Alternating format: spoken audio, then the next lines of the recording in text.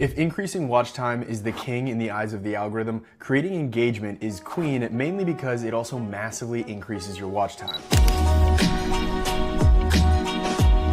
Okay, so what is engagement? It's people taking action on your posts, which are going to rank in order of importance, starting with comments, then shares, then saves, and finally likes. Never forget that above all else, watch time is the true gatekeeper of the algorithm, but comments and shares especially are very important for a variety of reasons. Higher watch time means more ads, but Instagram also knows if users are commenting, they're usually tagging friends, sharing opinions, starting long argument threads, all things that indirectly reinforce the user staying on the platform for longer, which of course is their primary goal. Not to mention, when you comment on a video, the video is still playing in the background, looping over and over again, which increases your watch time to sometimes over 100%, which is very powerful. So comments make sense, but why do shares matter? Well, what do you do when you get a notification from Instagram or TikTok saying a friend shared a post with you?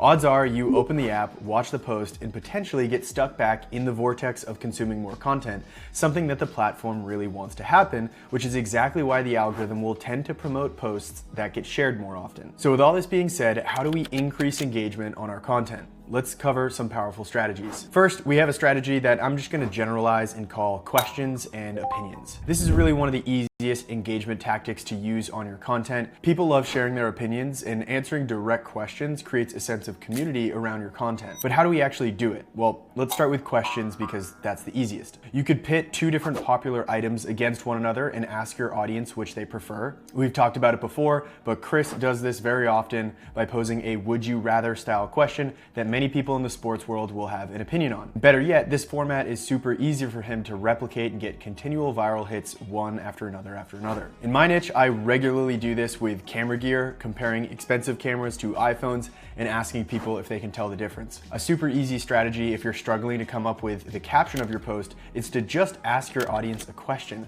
At the bare minimum, if only one person answers the question in your caption, that's more engagement than you would have otherwise had. When it comes to opinions, a great way to stir up engagement in the comments is to place yourself firmly on one side of the fence. Make a bold claim. You can be really strong in your opinion and totally discredit the other side, which will 1000% stir up comments and debate. Just be prepared for the heat of those keyboard warriors. Which brings us to an important point we do need to make when it comes to video engagement. You are without a doubt going to get hate comments no matter what your content is about. You could be promoting animal shelters, helping dogs find incredible homes, and people will comment shaming you for only focusing on dogs and not helping out cats as well. Meanwhile, the commenter has never done anything in their lives to get any animal adopted whatsoever. The point is, it's going to happen. So just accept it, and when you see them, remind yourself that no one hates from above you. It's always people beneath you who literally spend half of their day commenting negatively on other people's content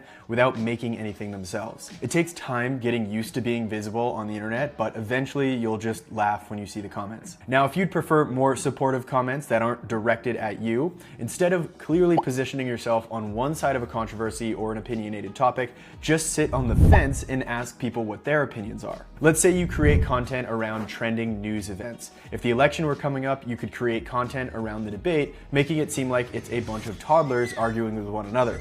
You aren't specifically choosing a side, you're just creating content about a highly opinionated topic that's also really relevant. People from both sides of the political spectrum will see that, and they will flood the comments with their opinions. Arguments will break out, all great engagement that the algorithm will love, and most of the hate will be directed at other people and not you. All right, up next, to increase engagement, you can make specific mistakes on purpose in your content and not call any attention to it at all. And it doesn't really need to be a mistake, so to speak. It just has to be something a little off, enough for people to notice it, run to the comments to see if anyone else noticed it as well. For example, in the training on increasing retention, we broke down this reel for its great hook and the suspense it built throughout the content. But another thing it did really well is this ultra quick moment where they call brief attention to this mirrored ballerina that pops in the frame. Now, it was so subtle that they almost had to call attention to it slightly, but head down to the comments and you'll see tons of discussion about that mirrored ballerina. Building off this, another easy strategy to generate engagement is to purposely place two objects together that are not meant to be together. Daniel LaBelle is a prolific content creator who's made a career posting content